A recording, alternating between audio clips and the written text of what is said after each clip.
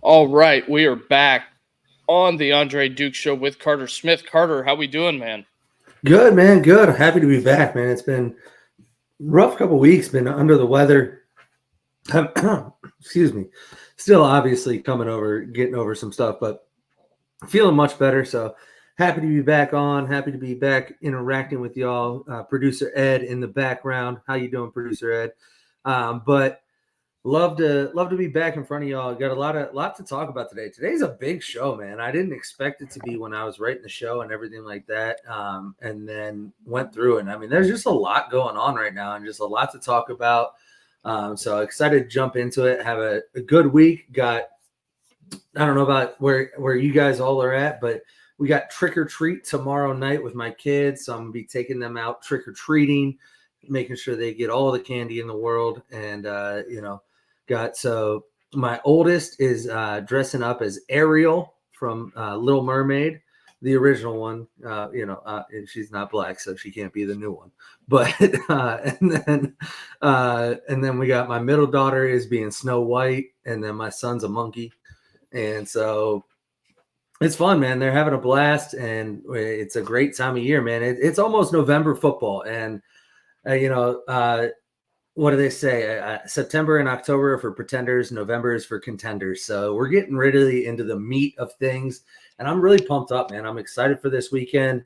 Another bye week for Notre Dame, so I don't have to worry about Notre Dame messing my weekend up. And just excited, man. How's your week going? How's everything been? Everything is going well. Trick or treat in Fort Wayne is a little dicey at the moment because Yeah, some neighborhoods are doing it, some aren't because we have a massive rainstorm going to be coming through the next couple of days. man. So I don't care. I grew up in Columbus. I grew up in Ohio. We had rainstorms, snowstorms. It didn't matter. You're trick or treating, man. Like it might not be on Halloween because, like, if Halloween's on a Saturday, the cities get real weird about it. They're like, "Oh, we don't want all the middle school kids out trick or treating on Saturdays. Mischief will happen." But now that Halloween's on a Thursday, you actually get to trick or treat on Halloween night. I mean, my kids last year, I remember, yeah, it was last year. I mean, it might be the past couple years. Man, we went trick or treating on the night of trick or treat, which always like the Thursday of Halloween here in like Dublin area. Um, and it was so cold. My son was 1 years old at the time, and my ex wife was like, "I got to take him inside," and I was like, "Well, these girls want to keep going, so we're going to keep going." And then my youngest daughter was like, "Daddy, I'm cold." And I'm like, "All right, let's take you home." And my oldest daughter's like, "Daddy, I want more candy." And I was like, "All right, we got to go again." And so it doesn't matter. Rain, it's like the United States Postal Service, baby. Rain, sleet, snow, cold, it doesn't matter. We're out there. yeah, the big thing that we normally do on the Saturday, it'll probably be I'll have the three TVs in the garage going, passing out some candy, and Oh, you guys do it on Saturday? mhm. Oh, nice. That's when we're Dude, that'd doing be everything. awesome. That's when we're doing everything, and That'd be awesome.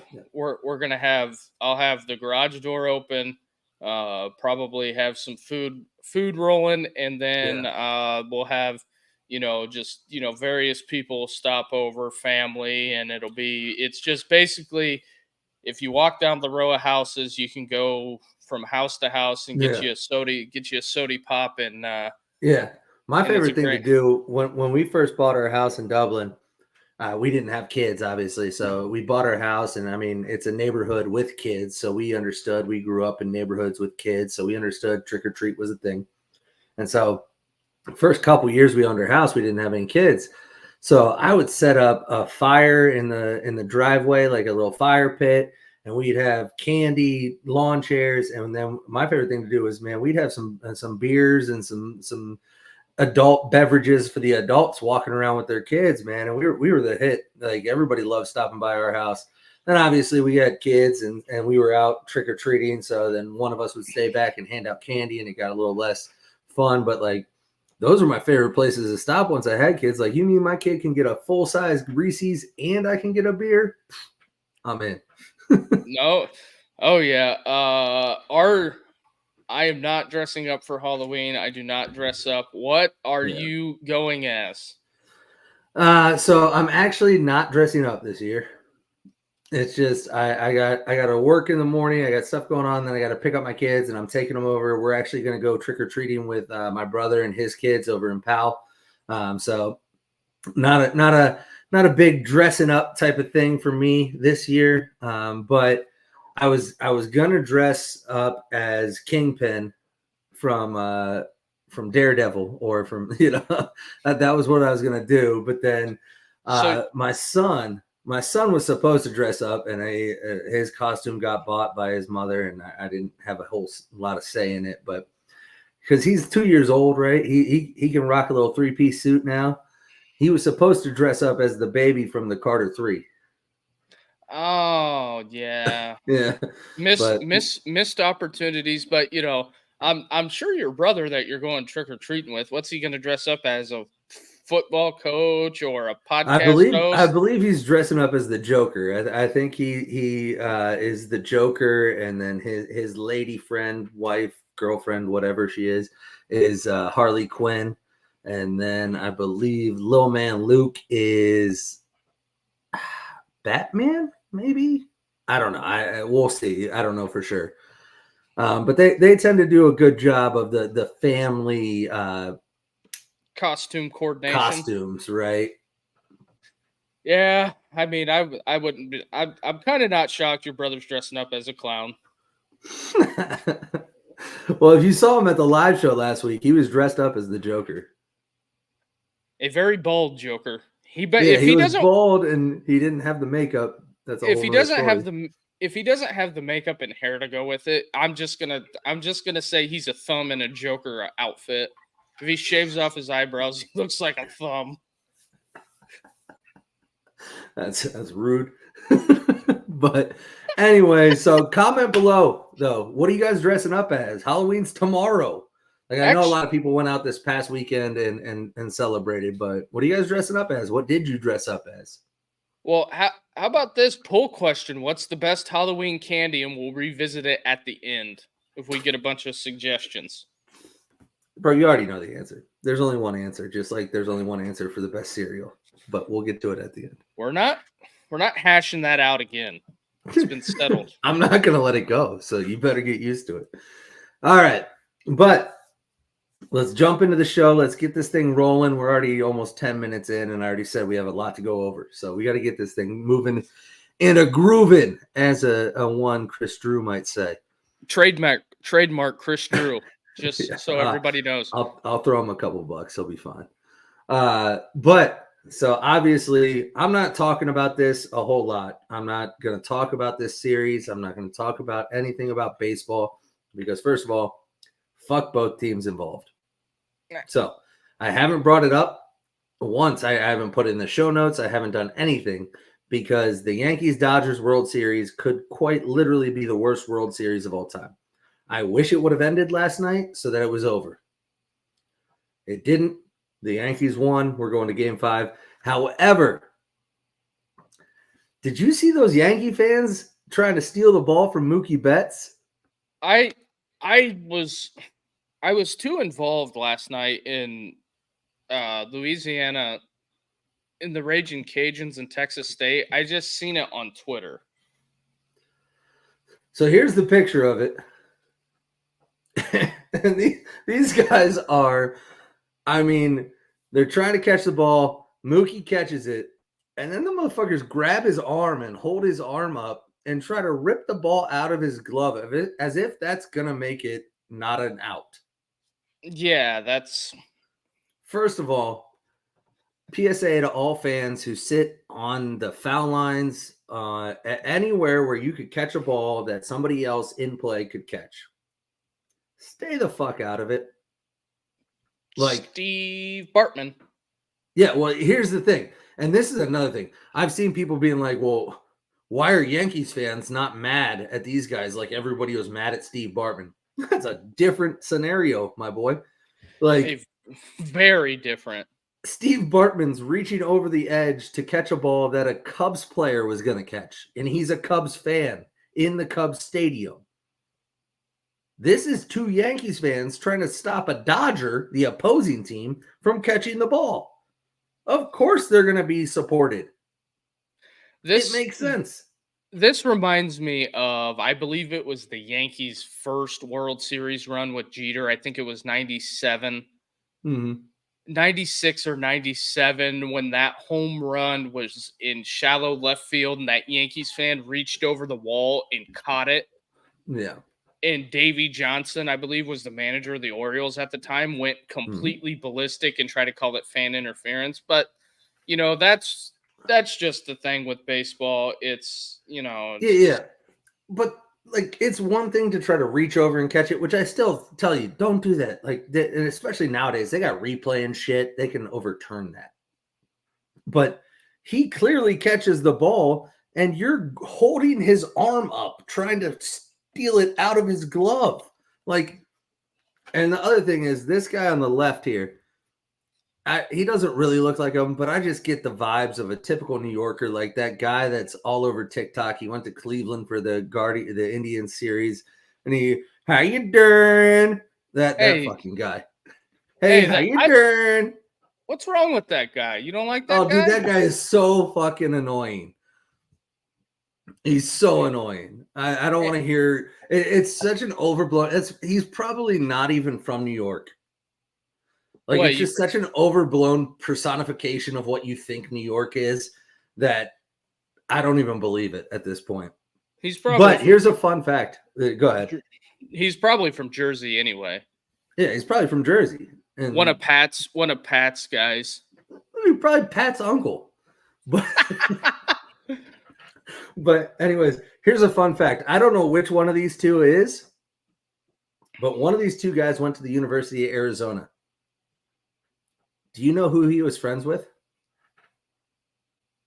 Gronk? Rob Gronkowski.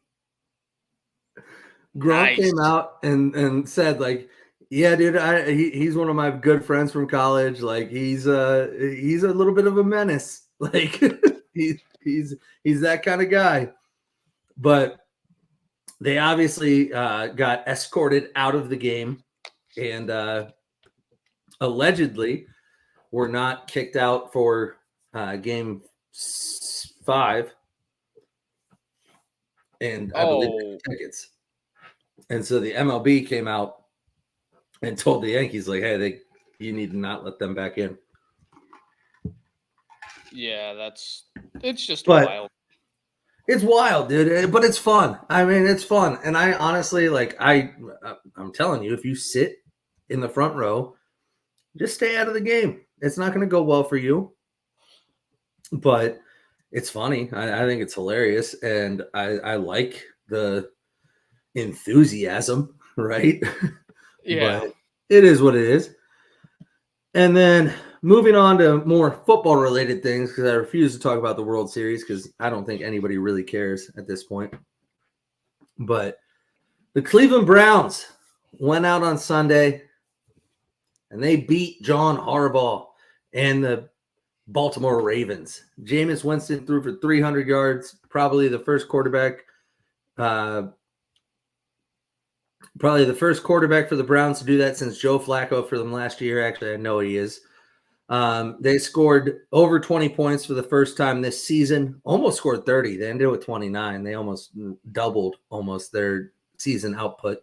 But Jameis Winston and the Cleveland Browns have an opportunity to do something really kind of funny this week. And it's something that's never been done, because you know who the Browns play this week?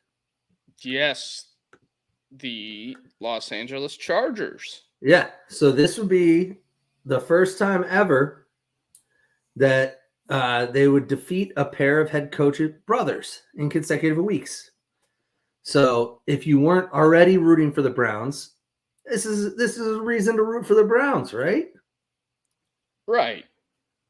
Because nobody likes the Harbaughs. Well,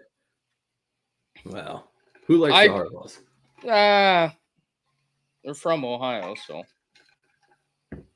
there's a lot. So it's like fucking Ted Bundy. You like him? Bundy. Yikes.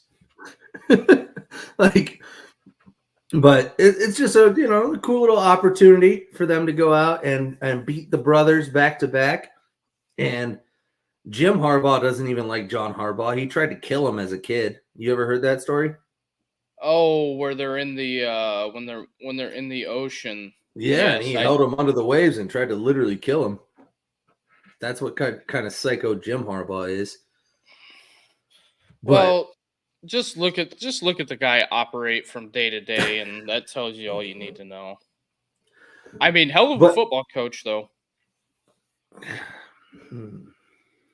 maybe Been to a Super Bowl, and they had the cheated natty his way run. to a natty. Cheated his way to a natty. Yeah. They've still got it until they take it away. That's all I'm Yeah. saying. It has So an asterisk on it, no matter what, though. So I don't care. But what do you think? You think the Browns can get it done? oh, with Jameis, yes, because Jameis, Jameis is Jameis, baby. he's got the crab legs puncher's chance. Bro, Jameis you is know he didn't actually steal the crab legs, right? well, it. Did He Harbaugh didn't. really did Harbaugh really cheat? I think we're looking at one and the same here. No, bro. If you're a college student and an employee goes, "Oh, Jameis Winston, yeah, bro, here, have this," and hands him crab legs, he thinks it's free. He thinks that employee can do that. He didn't know he was Well, stealing. the thing with Jameis is that that's NIL before NIL. You know, as far as people getting paid and all that stuff like that. Bro, you know how many times? Listen, I'm not going to name names, but I happen to know some people in the Columbus, Ohio area that owned dining establishments. Do you know how many times players go in there and don't have to pay for a meal? Hey, it just be like that sometimes. Yeah, so he got some free crab legs at the Publix. So what? But he did you did you hear his pregame speech Yes. where he talked about the decal on the helmet? Right. Bro, so funny. It goes, play for the name on the front of the jersey as much as you play for the name on the back of the jersey. Play for the name on the helmet. Well, we ain't got no decal, but still. Well, I mean, it is Jameis. He is must see TV. He's awesome. He's awesome. Now, in not as entertaining, not as fun news, sticking with the NFL here, one of, I think, the best teams in the NFL right now suffered, I think, one of the biggest losses in the entire season, right? So the Houston Texans are, I think, one of the best teams in the NFL. And they are no longer going to have yet another pass catcher. This one for the rest of the season. Stephon Diggs out for the season with a torn ACL. What does this do to the Houston Texans and CJ Stroud? Well, I mean, CJ, it's almost one of those things that they only had Diggs for a short period of time, and I don't know how much it's going to affect their offense. You could look at it outside looking in and say this is a huge, huge, huge loss, but it's not like they lost CJ Stroud. Is Stephon Diggs a key piece of this? Yes. Does he help? Yes. But this is it just goes to the next guy's got to step up. I know it sounds cliche, but it's next man up. Some of those other targets that were out there for Diggs, so they're going to go to somebody else, and it's a bad break for him personally because now next season, if the Texans don't re-sign him, he's going to have to go somewhere to a situation where he's going to be on a prove-it deal before he gets another big contract, in my opinion. Yeah, and I mean, the reason this is maybe a little bit bigger than just losing Stephon Diggs, because obviously Stephon Diggs still one of the best receivers in football, has had a pretty good year so far, was developing some chemistry with CJ. and was really starting to perform. So that's a major loss. He's, like I said, one of the best receivers in college football or in NFL football. However, they also are going to be without him and Nico Collins for at least the next 2 weeks. So Nico's out for week 8 and 9. He has the opportunity to return in week 10, assuming there's no setbacks or anything like that. So these next 2 weeks, correct me if I'm wrong. Let me pull it up. I believe they play the Jets this week. Who the Jets need a win more than anybody in the world. But talk about a dumpster fire. Yeah.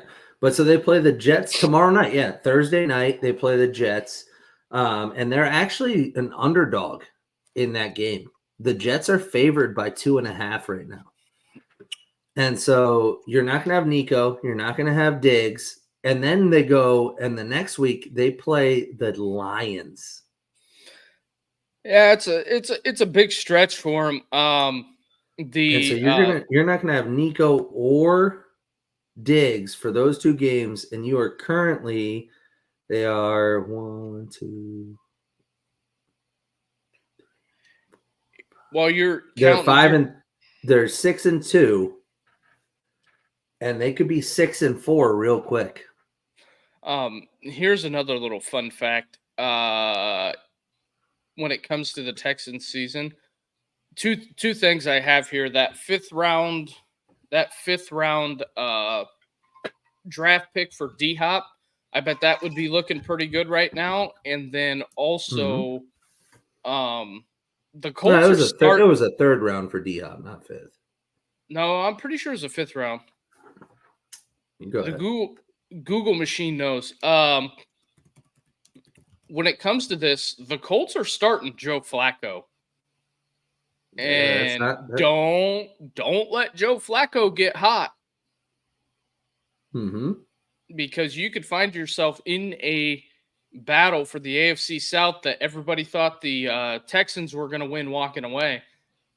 Tennessee, not so good. I think their offensive line is work in progress. I know Bill Callahan's down there, but their defense is not very good. I think me, you, and 9 listeners could probably put up a better fight than what's been going on down there.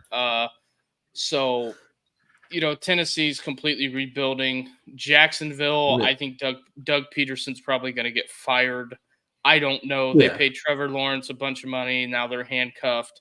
Don't know how Jacksonville climbs out of the hole that they're in, but that's just one casualty of the NFL. But those guys get paid on the 1st and 15th too, so we'll see what happens. But don't let Flacco get hot.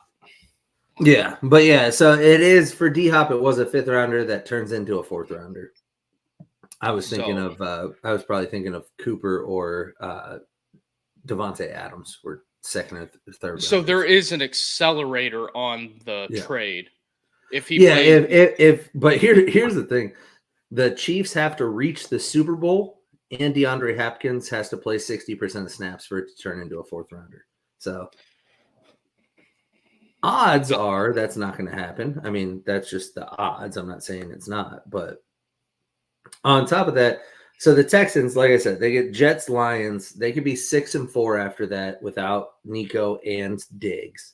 The Jets, I still think they can beat the Jets, but the Jets really need a win.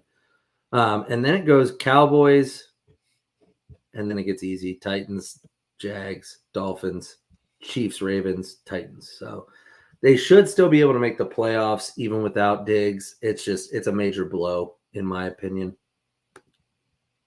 Yes, exactly. But let's jump into let's switch it around here and get into some college football here.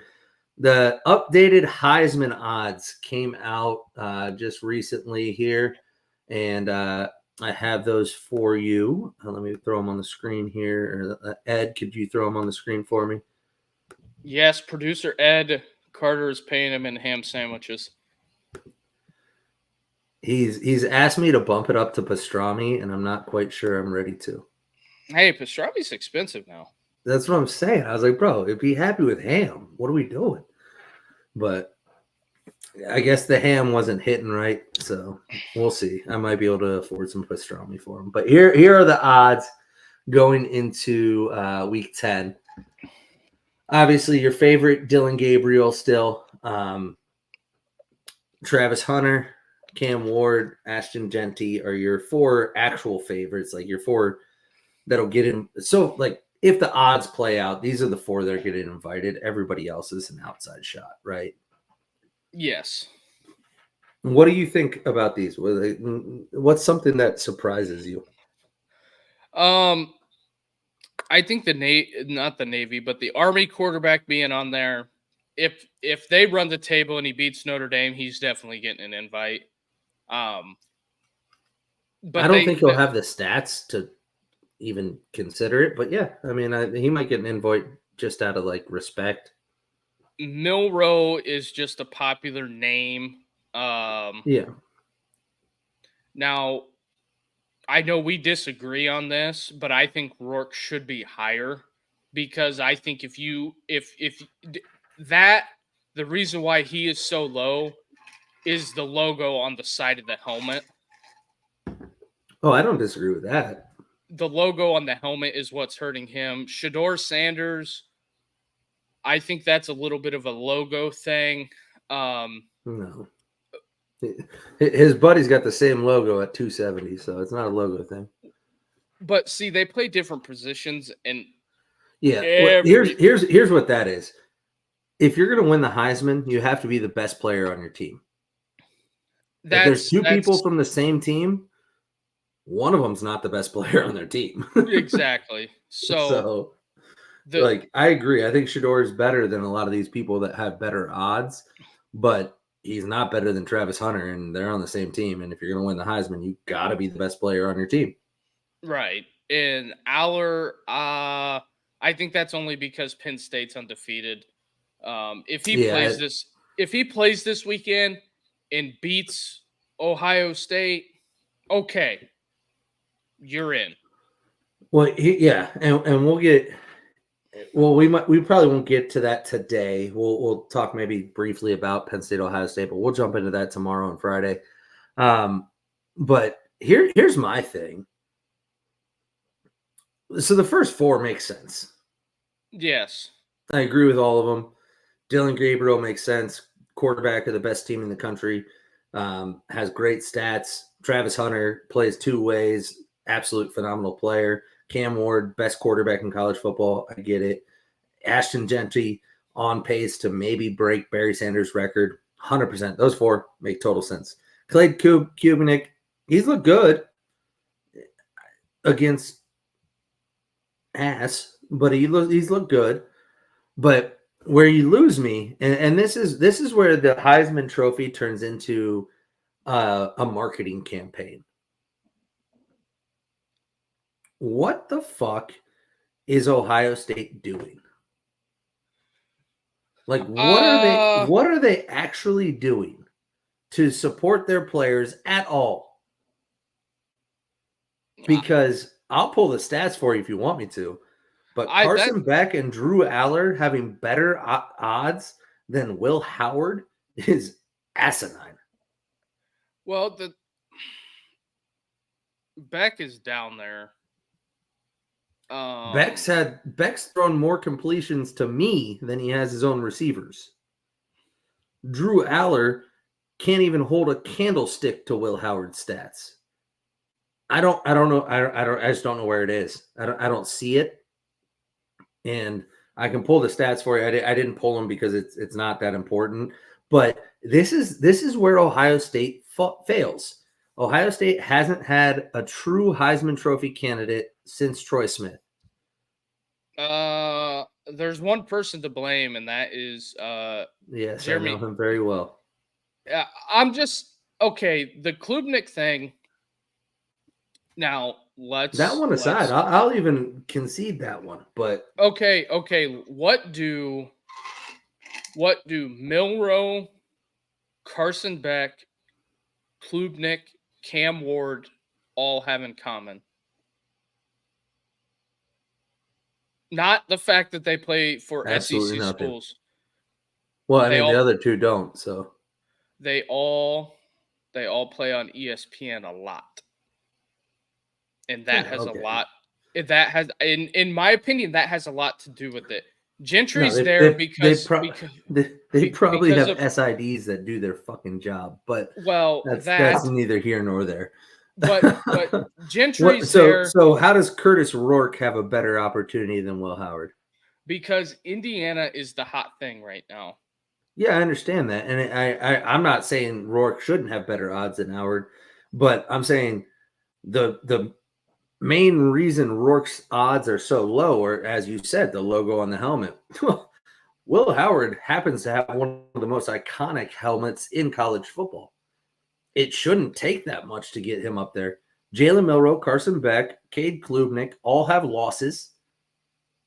Two, Right. I would say, subpar teams. And Other than Klubnik. Klubnik has lost to Georgia, but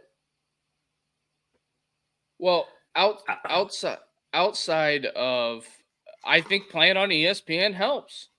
And I brought up the TV numbers the other yeah, well, day that and I think CBS messed up because maybe you can't tell me that LSU Alabama is more intriguing than Minnesota Iowa. 100% can. What are you I talking about? I'm Have you just I'm watched just either school, any of the schools? I'm just Minnesota, saying Iowa? You think Minnesota. Minnesota, Iowa is a better game than No, no, LSU, no, Alabama? no. That's what I'm saying. Oh, okay. I'm saying okay. Let's say the 3:30 window. Are you gonna watch Florida, Georgia, or are you gonna watch? Let me look. Let me look at Okay. what the Yeah, but networks have versus you CBS. also if CBS doesn't have the opportunity to have that game, then what are they supposed to do?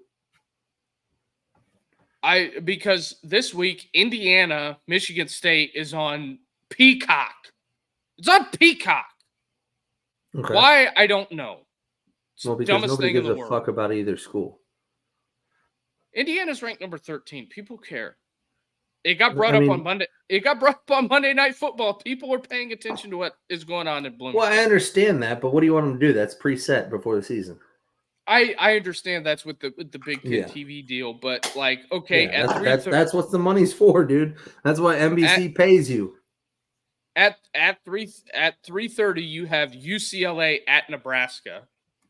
Goes Okay. up against Texas A or not Texas A&M, but that goes up against Florida, Georgia. yeah, Florida, Georgia. What are you watching?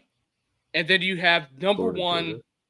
You have number one Oregon at Michigan. I would say that's going to be the winner of the weekend, maybe. Possibly. What? That's on Fox No, that's on CBS. at 3:30. Yes, Oh, okay. So CBS didn't fuck up. They got the right one. but who's fucking up is Fox. Well, yeah, that gets into a whole different thing. I mean, we're not going to hash all the issues I have with that out, and I know you have issues with that, but yeah, this is just all I'm saying. Not to jump in there too deep, but Ohio State, Penn State should be played at 7:30. 100%. You know when it was? It's 2012, 2014, yes, 2016, 2018. What do all those years have in common? they all had Urban Meyer. No, well, I mean, yes, but no. They were all on ABC. Yeah. They were all night games at Penn State, whiteouts on ABC. Every time it's been on Fox, it's been a noon 3 or 3:30 kickoff. Yes. But if regardless of that, yeah. We'll Stick around. Stick around. We'll get to that really quickly. I'm going to finish out some more college football, and then we'll jump into that because I'm not 100% sure they do. Even if they went out. Even if they went out, and I'll tell you why. And I don't say they don't, but I think there is an opportunity for them not to. Also, breaking news. Zen Mikowski trending not to play. I mean, so we'll jump into that in Ohio State in 1 second, and we'll just talk for like 5 minutes on Ohio State, and then I'll leave it because we'll break it down in depth later this week. Yeah. But having talked about that, Dylan Gabriel, obviously the favorite to win the Heisman. He's also 12 passing touchdowns away from breaking the record for most career passing touchdowns in the history of college football. Yes, Case Keenum. Case Keenum. Now, look at this graphic. What is interesting? The two guys have done it with one. They did it with one school, and he's done it with 3. Mm-hmm. Yeah. This Dylan Gabriel graphic, that's how every record is going to look from now on ever. Okay. It depends. A lot of it depends upon trajectory. And let me reset the show real quick before I deliver my take on this. If you're out there watching on YouTube or on Twitter, come on over to YouTube like Brendan has, and hop in the chat, because probably the last couple minutes we're probably going to take some questions from the chat, answer those real quick. I think we're going to run way over time today, a little bit over an hour. But if you can hit the like and subscribe button, turn on the bell notifications, so you can always catch us live and be interactive with the show. We always like fan interaction, but please hit the like and subscribe button and help us get the show ticked up the algorithm and keep it moving and trending in the right direction, because one subscriber helps us a ton. So, but okay, back to Dylan Gabriel. I believe Heupel left USF, right? When he was there? UCF. Or UCF? I have no idea. Was it Heupel? I don't know. Yeah, either Heupel or Frost, but yeah, I don't know. No, Frost was already gone, but Heupel left and went to Tennessee and didn't take Gabriel with him. Yeah, but what I'm saying is, you will never see, like, the other 2 people on this list, Case Keenum and Kellen Moore, would not have finished at the schools they started at if it was today's day and age. Like, you don't think Case Keenum or Kellen Moore would have been a hot commodity in the transfer portal going into their senior years? Oh, I know they would have. See, the Gabriel thing's different because in college football. I know this is a deeper conversation than what we can have right now, but in college football, Kansas State pushed out Will Howard. Oklahoma pushed out Dylan Gabriel, and look at Kansas State. Is Kansas State working out? Yes. Are they vying to get a playoff spot? Yes. Did they make the right decision? What? Kansas State has no shot at a playoff spot. 0. They're done. They're cooked. It's over. It's Oklahoma the same. So no, they didn't make the right decision. Oklahoma made a bad decision, and it was all Kansas credit. State. I don't know, because I don't think if Arnold would have played this year, he would have left. Wait, what? I think it was Jackson Arnold. About Kansas State? Yes. Or so no, Avery Johnson. Avery Johnson. Well, yeah, if he would have played this year, then obviously Will Howard leaves. Or you could just start Will Howard and have a better chance. Yeah, I agree with our guy here. Yeah. I don't know if there'll be an undefeated Big 12 team either. The only one I think might have a chance is BYU. Yeah, the Fighting Mormons. But what I'm saying is that when I look at that graphic, I don't think Case Keenum would leave because they would have an opportunity to make the playoffs. When Houston was good, they beat some Power 5 teams, and BYU is the greatest unknown. You're forgetting about one thing, and not that Houston doesn't have money, but Houston doesn't have big time money. So if Case Keenum is 155 touchdown quarterback, there's going to be a school like an Oregon, like an Ohio State, like a Notre Dame that's going to be in the portal looking, and they aren't going to tamper, but they might tamper a little bit and be like, yo, we got 1.5 for you. Houston is one of the schools that is an exception to that because they do have big Well, we'll money see. there.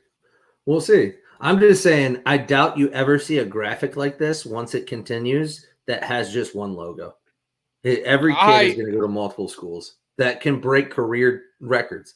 Anybody that isn't sticking around long enough, right, that goes to the NFL quick, they're not going to break career records. So they're not going to be in the conversation. Like Jeremiah Smith is not going to break any career records in college football because he is not going to play more than 3 years ever. I wouldn't say never, but No. The only way he sticks around for more than 3 years is if he gets injured, and then he's got no chance at the career records anyways. He's not playing 4 to 5 years. Oh, I see what you're saying. Yeah, No, yeah, I'm saying in order to stack up these amount of stats, you have to play 4 or 5 years. And there's no player at Ohio State, at any of these schools, that is going to play enough snaps in that amount of time and not go to the NFL. So you're going to get these kids that go to UCF, that go to Houston, that go to Boise.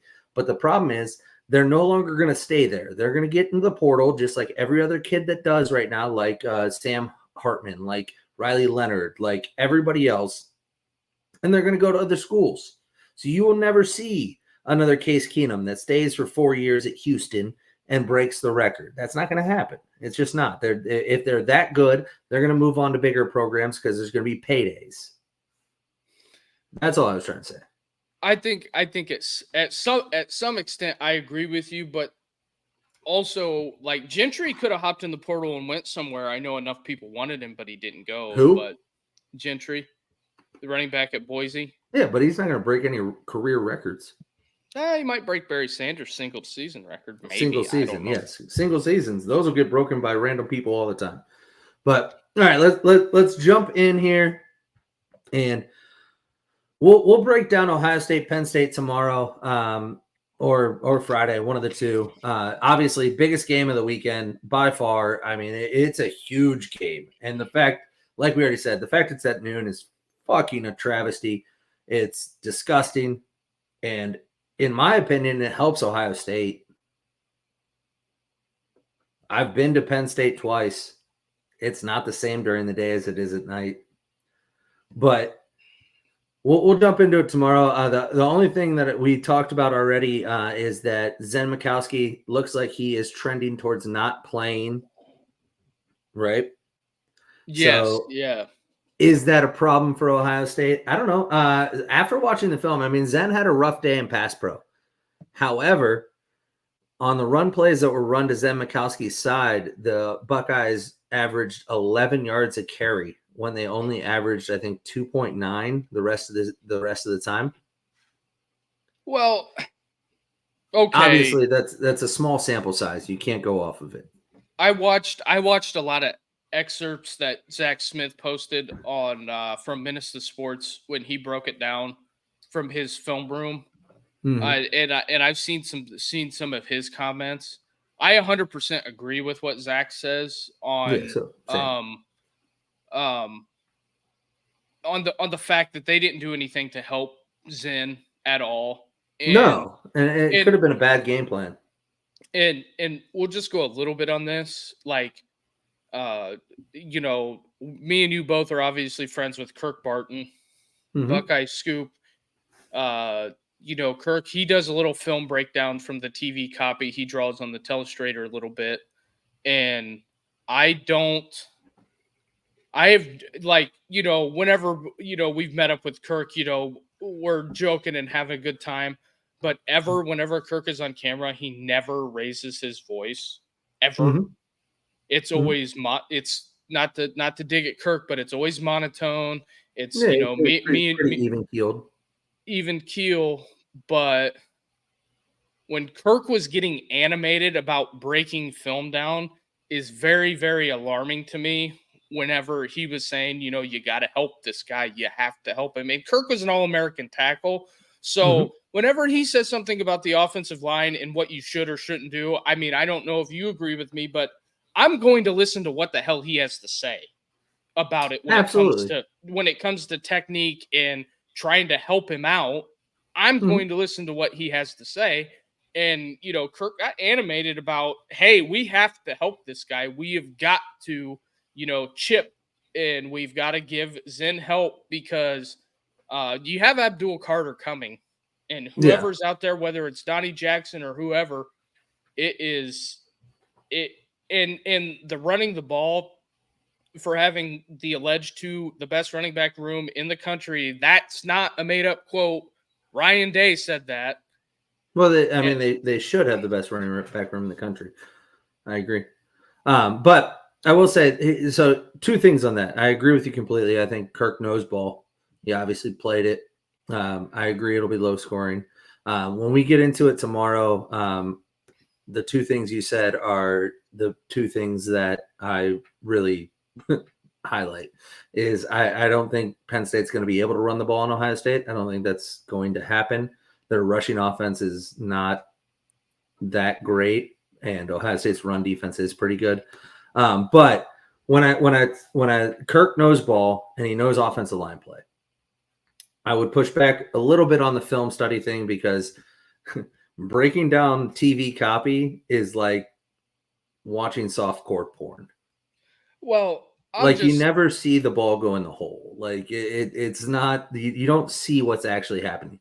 But I agree with him that they didn't give Zen help, and that could be a schematic thing where they didn't respect Notre Dame or they didn't respect Nebraska's defensive line enough and thought Zen could hold his own.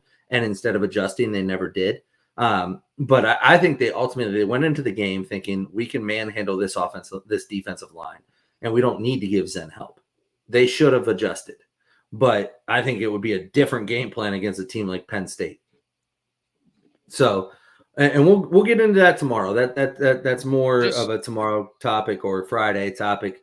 But just I agree completely. one last thing. It also helps when your tight ends can block, and I think that is a coaching flaw with the position coach. I will say, watching the film, the All 22 all year, G. Scott has been a much improved blocker, and I think when he is asked to block, he does a decent job. I don't think he was asked to a whole lot, and so I think we gotta. I think it's a scheme thing. I think they really thought they could just manhandle Nebraska, and their scheme didn't work. And that's not going to happen against Penn State. They aren't going to take Penn State lightly. And also, Donovan Jackson on at the tackle position is going to be totally different because that guy can manhandle anybody. But we'll move on. Let's get into Notre Dame stuff. We're already at 50 minutes. I don't want to keep everybody here all night, but. So Notre Dame, obviously, bye week this week. Huge opportunity for them to get better again. They used the last bye week to really work on the passing offense, and we'll break it down in a minute and say and figure out kind of what happened with that and if it was successful. But let's talk about Notre Dame Navy because we haven't really talked about that game, and that game was one that I know you were very skeptical of. And most of the nation was skeptical of. And Notre Dame went out, and I mean, for all intents and purposes, they put it on them. Yeah. I mean, they 51-14 victory. Obviously, we'll go through the stats and everything like it, but Notre Dame went out and they executed their game plan. And this is something that I've been critical of Marcus Freeman several times throughout the offseason, several times throughout the season, about not going out and executing your game plan, allowing lesser teams to stick around, allowing lesser teams to determine what you do. Notre Dame went out and they said, we're better than you. We're going to take care of business. And they did just that. When you look at the stats from the game, Notre Dame dominated in almost every aspect of the game. Third down efficiency, I think, is the most telling because that's been something that Notre Dame struggled with this year. They're not one of the best third down teams in the country on offense. They were 8 of 13, so they converted 62% of third downs.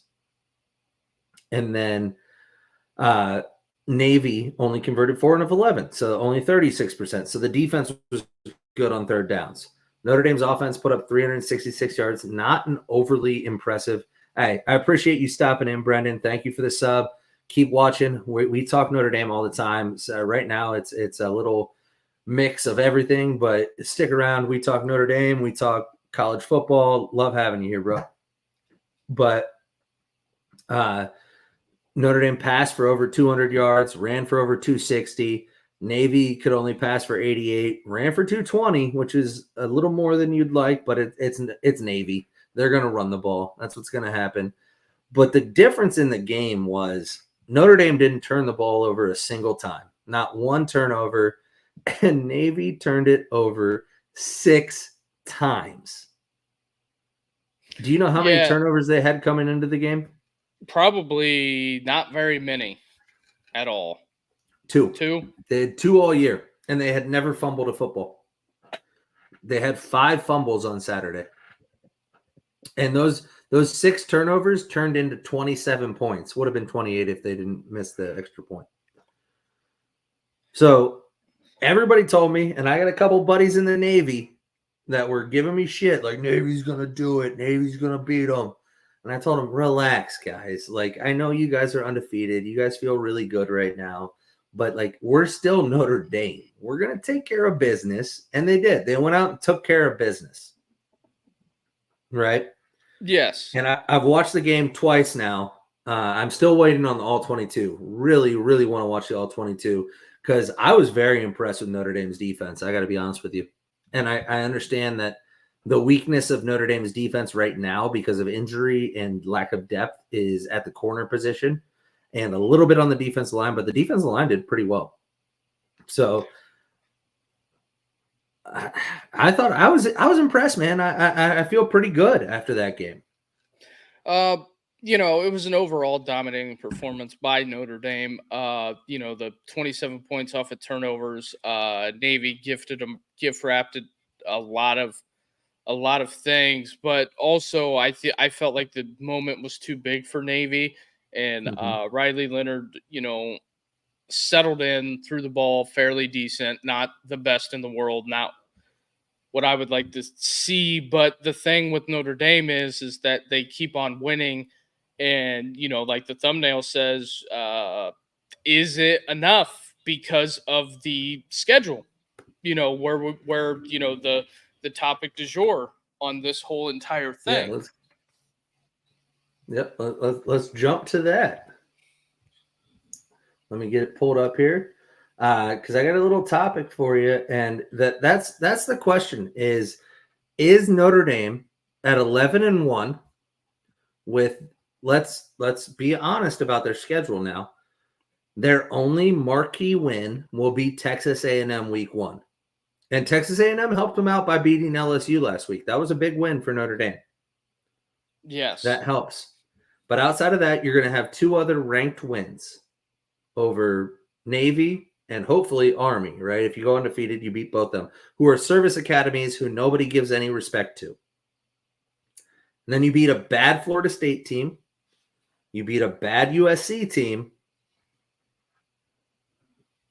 And so let me pull it up here, and this is what I've heard. I've heard this a lot. I just happened to pick one little tidbit, but here's what people are saying. Notre Dame losing at home to Northern Illinois, and there's still being talk about, well, you can get to the college football playoff anyway if you win out, is why the 12-team playoff is terrible. Notre Dame shouldn't be able to get to the damn playoff after losing at home to Northern Illinois. Losing at home to Northern Illinois is pretty solid proof you aren't the best team in the country. So you really shouldn't have the right to play to be the best team in the country. This is why I hate the 12-team playoff, because it's like, well, it doesn't kill their season. It should. That's probably the biggest upset. Well, so let's talk about it. it's well, Northern Illinois, bad loss. Yes, bad loss. Yeah, Probably one of the worst losses outside of Liberty to Kennesaw State. I got another one for you, but I'll wait.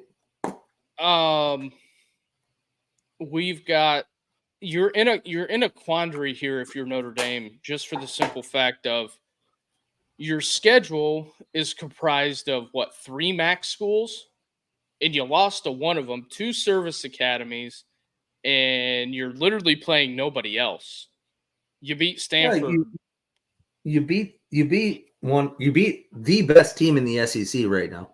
Just so we're clear, It, they're the only undefeated team in the SEC play. So, and let's say they go out and lay an egg at South Carolina. Yeah. Then it's a conversation. But I'm just saying. So yeah, you have one win over a good SEC team. Right now, and then you have a loss to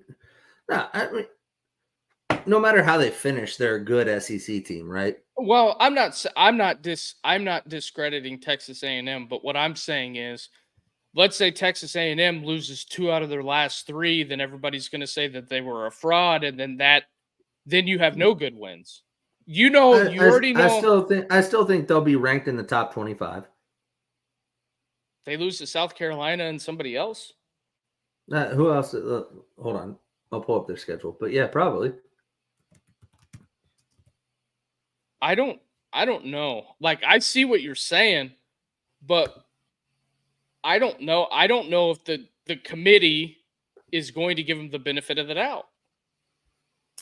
So, yeah. So you're assuming, let's say they lose to South Carolina, then they beat New Mexico State and Auburn and lose to Texas. You don't think they'll be ranked top 25? Maybe. I mean, they're number 10 right now. I think they'll be a fringe top 25 team if they split the last 4. Well, I think they end up with 2 losses. I think their 2 losses are to Notre Dame and Texas. That's conceivable. But also this is a deeper conversation, and I know we can't really hash it out here today. But with these super conferences, not every team is playing everybody, because you know what the wild shit is in the Big Ten right now? Oregon could get left out of the conference championship game. And the same thing can happen in the SEC. Georgia could not make it. Yeah. Well, here. So let's get back to the topic at hand. Is a close loss to a bad team week 2 enough to exclude Notre Dame from the playoff? I think so, because if all things are equal, if you have an 11-1 ACC team and you put that up against Notre Dame's schedule, I think you're toast. That's the problem. The thing is, there's not going to be enough 1-loss teams. Like, there's going to be 2-loss teams that get in, right? But still, depending on where that 2-loss team is, I think you take a 2-loss team over a Notre Dame 1-loss. So who's a worse loss? And I kind of have facts to back this up. So what's a worse loss? Notre Dame to Northern Illinois or Alabama to Vanderbilt? The problem you have with Vandy is that Vandy loses by a field goal to Texas. They beat Alabama. I don't know what the rest of Vandy's schedule looks like, but if they win 7-8 games, then I think the argument's void. I mean, historically, what's a worse loss? Historically, yeah, that's what I'm talking about. I mean, historically, but still, I think it's about equal. So Vandy plays Auburn this week, South Carolina, and then LSU, Tennessee. Could you see them losing 3 of those 4 games? I could see it, but the problem you have with Auburn is you don't know if he's going to have diarrhea again to where he's got to announce it to the world and, coach a valiant effort. So, but okay. So let's compare schools now, just real quick. Who has the worst loss between the two? Northern Illinois or Vandy? I would say probably Vandy, because didn't Vandy lose to Virginia Tech? No, they beat Virginia Tech by 7. But you know who they did lose to? Georgia State. Georgia fucking State. Yeah, they did lose to Georgia State. Northern Illinois has lost to Buffalo and Toledo. Toledo's probably going to win the MAC, though. Yeah, and Buffalo's not a bad school. Buffalo's not bad, but yeah. So I'm just saying, like, again, transitive property, all that shit, but like everybody has, not everybody, but when you get to those last 4 teams in, everybody has bad losses, right? Like Alabama's loss to Vandy is bad. I don't care what Vandy does, unless Vandy wins out and they are 10-2. Then Vandy's probably in the playoff if they win out. No, if they win out, they're out. Because they lost they lost to Georgia State, Missouri, Texas. So they already have 3 losses. Oh, they already got 3, yeah. Yeah. But if they end up 9-3, they're out. And if Northern Illinois ends up 9-3, they're not making it. I don't care about them making it, but I'm just saying, like, it's the same thing. But I understand Vandy's played better teams closer, and Northern Illinois hasn't had to face those better teams. But I'm just saying, everybody has lost a bad loss, right? In the 10-2 category or 11-1, not conference championship category, they've all lost. Notre Dame has played Texas A&M. They're going to play 2 more ranked teams in the service academies. They're going to play Florida State and USC. I mean, that should be enough to get you in. But this is why this goes back to the conversation about not being in a conference where this hurts you, is you don't have the opportunity to win your conference. And I don't think the Notre Dame conference thing would be as loud as if they didn't have the schedule as a whole for this year. There had to have been somebody in the room, like hand raised guy, like, don't you think we should maybe schedule somebody else? But then again, but then again, think about what you're saying. Texas A&M was a ranked opponent, and they've actually turned out to be a better opponent than what we thought they would be. Florida State was supposed to be one of the top 4 to 8 teams in the country. USC was supposed to be a top 10 team. I mean, yeah, you would have had, if Florida State would have been everything that they were supposed to be, and USC didn't suck, and then Louisville was supposed to be a good opponent, and they aren't bad, but they're not as good as people expected. Louisville should have been better, but nobody. But that's what I'm saying. They play an ACC schedule, and the ACC just sucks. Like, I don't know what you want to do about that, but I'm not going to lie to you. I had all my stuff booked to go to South Bend for the Florida State game. Next weekend. I was going to go with you. Yeah. And I canceled it when Florida State started 1-4. I'm like, it's done. Yeah. It's done. So it's, I get both sides of the coin on this, but also you have to remember, I don't think anybody had seen Florida State being that bad, but also I think Notre Dame, if they wanted to stay independent, it would have helped to put Clemson on the schedule. Well, they don't get to pick their ACC opponents. The ACC would have been smart. Could you imagine? I agree. I'm with you. Or Miami, which they have Miami week 1 next year. I mean, those two teams would have been great for the schedule for Notre Dame and for the ACC. Makes total sense. But nobody expected Florida State to suck this bad. On top of that, the other side of that is you didn't expect the service academies to be this good. So that raises the schedule a little bit on that end. So is it equal? No, but also, whenever we talk this stuff, I think the service academies and Dabo not taking transfers, it's almost like they're getting the last laugh in this because it's like that culture thing means something. You know what I'm saying? no, I'm with you on that. But because I talked about it. Yeah, go ahead. I talked about it last night. I said, everybody wants to make fun of Dabo and say everything's passing him by, but Dabo's sitting in the driver's seat to go to the college football playoff and play for an ACC championship. Florida State's holding a bag of 1-7. They could lose out, and they spent all that money in the portal. And well, they can't lose out. They have one more win. Who's that? Charleston Southern. If they lose to Charleston Southern, just blow up all of Tallahassee. Just nuke it. Let's end it. Let's not even play football anymore. Well, and the Florida State thing is a careful what you wish for. And I know you're probably tired of me saying that, but I was kind of down on Dabo at the beginning of the year, and then he's changed my mind. He's okay. We don't have time to get into this, but he's changed your mind. How? What has he done?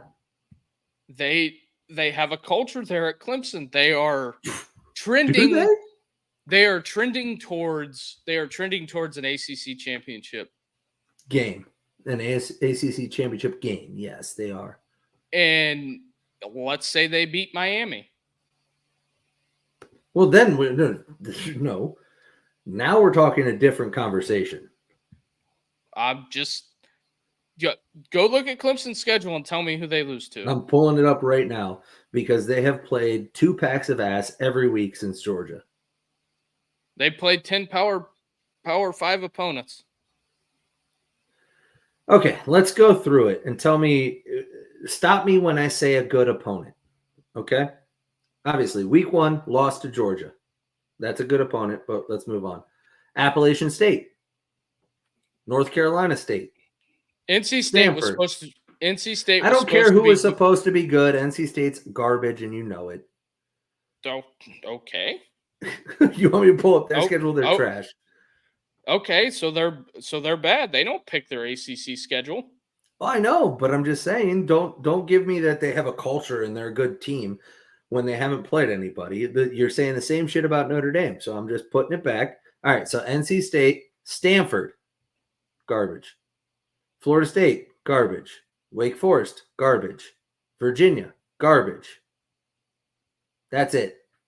10-point favorites versus Louisville. So they play Louisville. They go to Blacksburg, and then they got to play Pitt. Pitt plays SMU this week. Oh, I didn't say they don't play anybody. I'm saying let's hold the praise until they play somebody with a pulse. So if they win out. If they went out, for sure, 100%. I'll be on the board of there's a culture. They're a playoff team, all that. But they have to play Louisville. At Virginia Tech is not that hard anymore. Pitt, that's a tough game. Charleston Southern, like every other team for some reason, or Chattanooga or whoever that is. And then South Carolina, the Citadel. Yeah, fucking jerk off university. And then South Carolina. So they play one ranked opponent the entire year that's not Georgia. But that's what their schedule is. I understand that, but you can't sit there and tell me that they should be like lauded as this like, oh, they're 11-1, they should get in, when their resume is no better than Notre Dame's.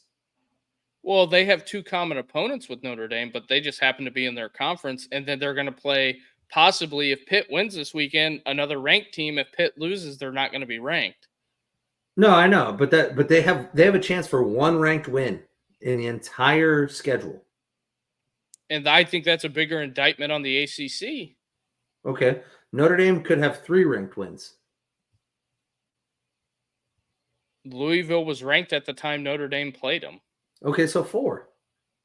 So Army, Navy, Louisville, Texas A&M. It's a better slate than Clemson's played, other than Georgia, who they lost to.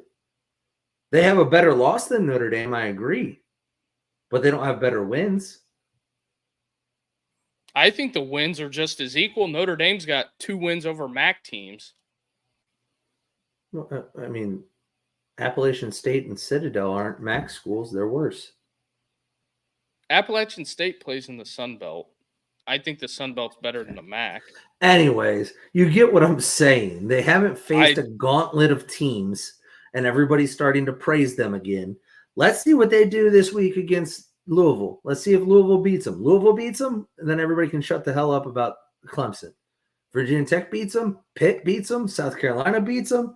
I'm just saying they got 4 of their toughest games of the season, other than the week 1, which was 2 months ago. I mean, as I look at Clemson's schedule, I think going to Virginia Tech will be tough, and then they got to go to Pitt, which I'm going to be at that game. So, yeah, and I'm not saying they don't play tough games at the end of the schedule. I'm saying they haven't so far. So let's ease up on the praise of Clemson's back. They beat a bunch of scrubs. But so is Miami. Yeah, I agree. Miami's schedule is just as bad as Clemson's. They're in the same conference, and they don't play each other. Yeah, I don't disagree. Didn't Miami beat what? Florida, and then a bunch of ACC schools. Cal was supposed to be good. Well, here almost lost to Virginia Tech. So they beat. I'm not saying Miami's a world beater. So Miami beat Florida. They beat FAMU. They beat Ball State. They beat South Florida. They beat Virginia Tech by 4, which Virginia Tech could have won that game. Which, if that call goes the other way, yeah. They beat Cal by 1. Mm-hmm. They beat Louisville by a touchdown because they couldn't stop them on offense. And then they beat Florida State 36-14. So I think we're going to. But yeah, I agree. I don't think Miami's. I think Miami is the best team in the ACC. That's like being the tallest midget. But they're still going to. Whoever wins it's getting a bye. Well, I understand that. And if Clemson wins it, I will respect them for winning it. But if Clemson's 11-2 with losses to Georgia and Miami, I think Notre Dame's resume is better. No way. You just said they played the same schedule. Their schedule's the same, but they would have their 2 losses would be to the ACC champion in Georgia. Yeah, and Notre Dame's 1 loss would be to a MAC school, but they would have wins over 4 ranked teams. How many ranked teams would Clemson have wins over? 1?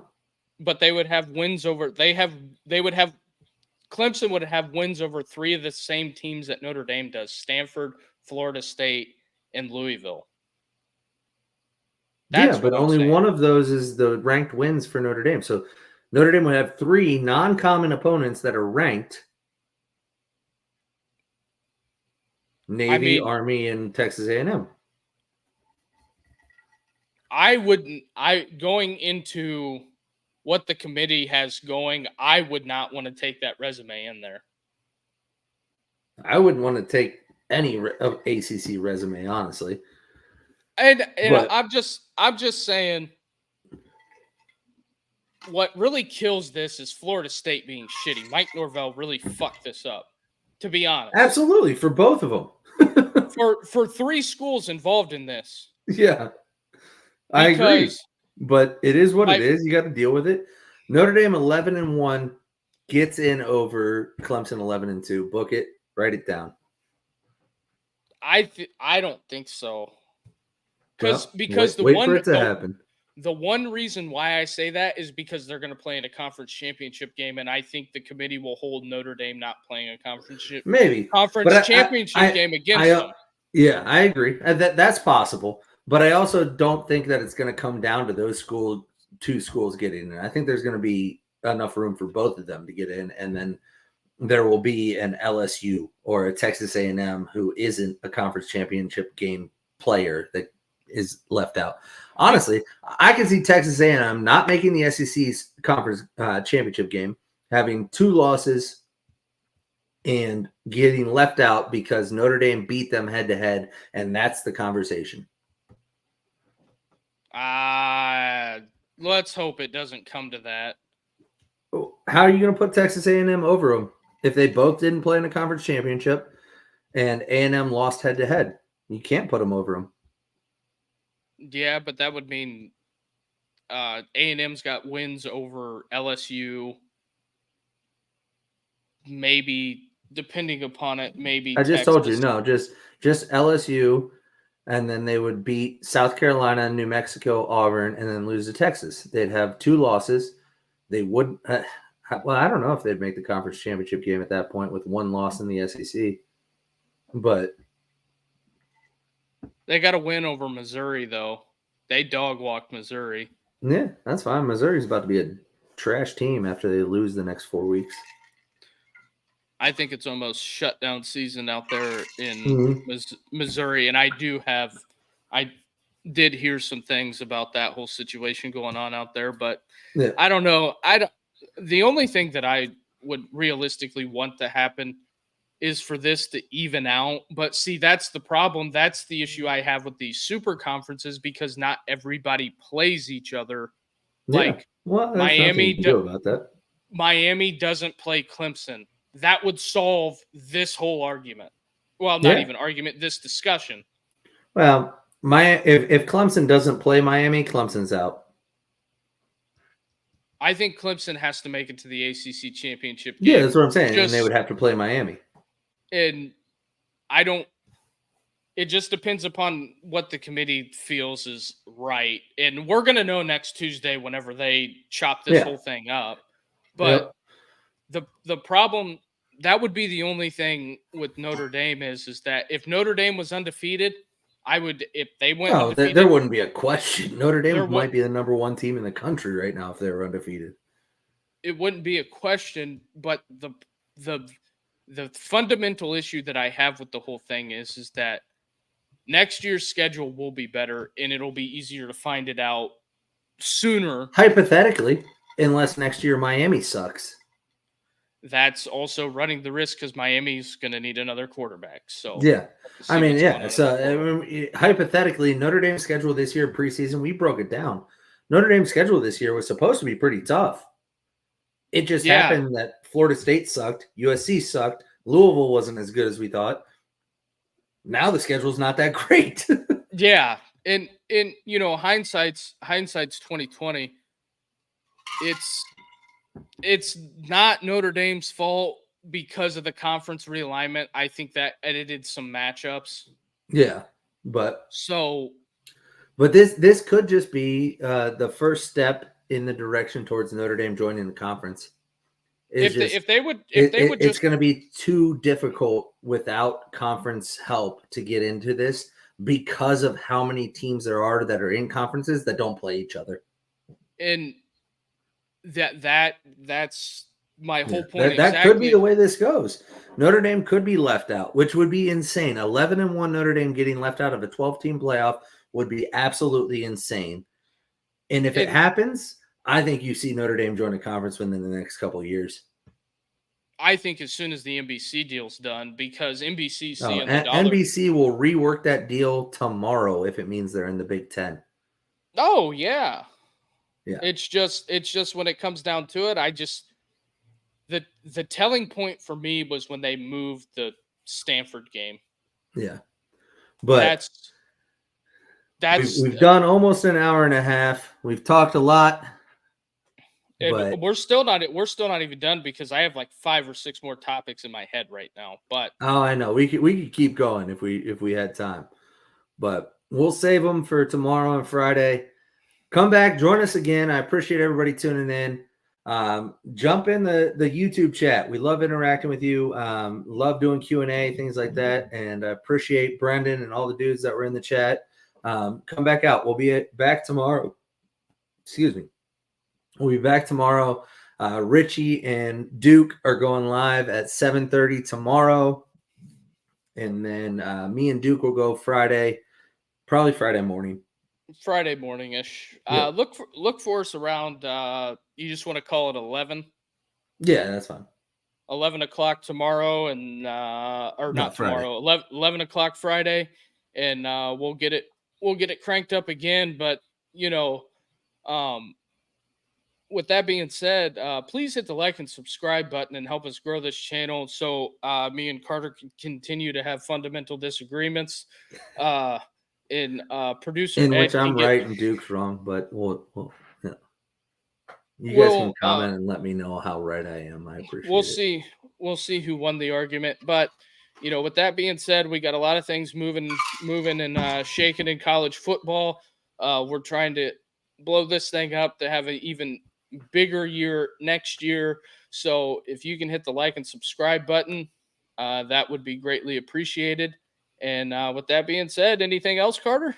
No, not at all. I appreciate everybody tuning in. Stay cool. All right. Everybody have a good night.